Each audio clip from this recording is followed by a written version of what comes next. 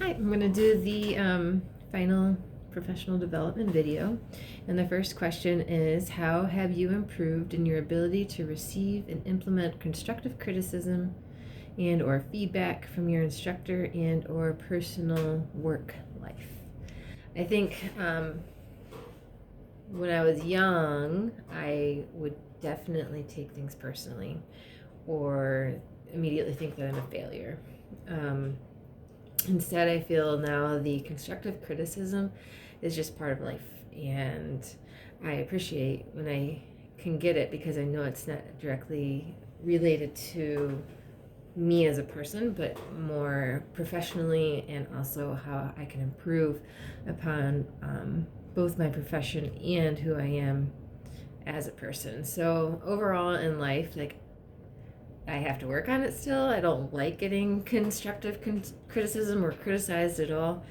But at the same time, I do understand whenever I take a step back that yes, it's for my good, it's for the betterment of who I am as a person so I can become more rounded in things that I may have overlooked. The second question is, how will you make sure you continue to improve throughout the remainder of the program?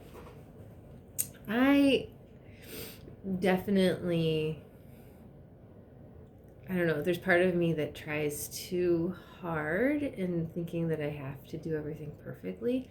And so to improve throughout the remainder of the program, I think improving would mean more just becoming confident in my ability as a, what I already know and build upon it. So not necessarily like feeling the pressure to do more, but to find that the things that I do know are there and I can trust myself.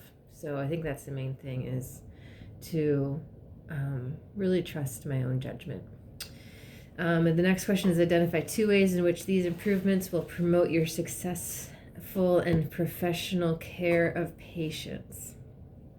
I think that the idea of trusting yourself can also borderline be prideful if you're not careful.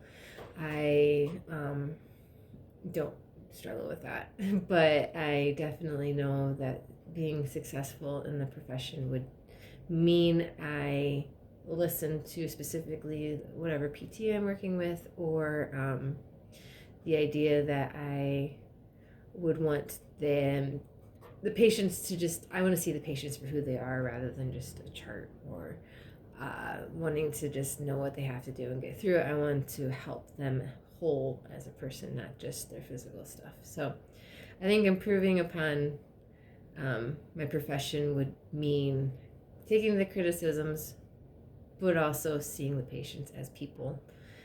So I think I had 2 ways there.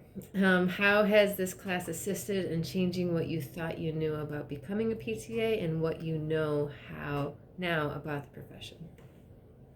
There's definitely the ideas of the ACTA, like there's things about that I didn't know existed. I also foresee like the need to understand the insurance is definitely something that I'm not looking forward to being in that part. I don't want to have to work with that, but I have a better understanding that that's just part of the job.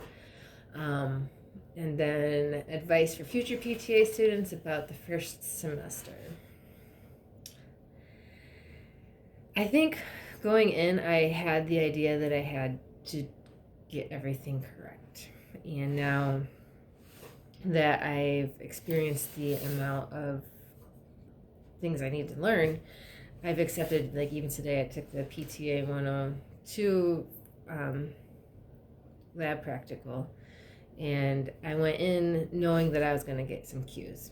And knowing that I'm going to get cues is not the end of the world. It's just part of learning. And so when I got 2 cues, and they're for minor issues actually, I can not be too upset about it, but just kind of like, okay, I didn't get 100%, but that's okay. So I think future PTA students need to understand that there's so much to know that you have to do your best, but not feel like you have to be perfect at it.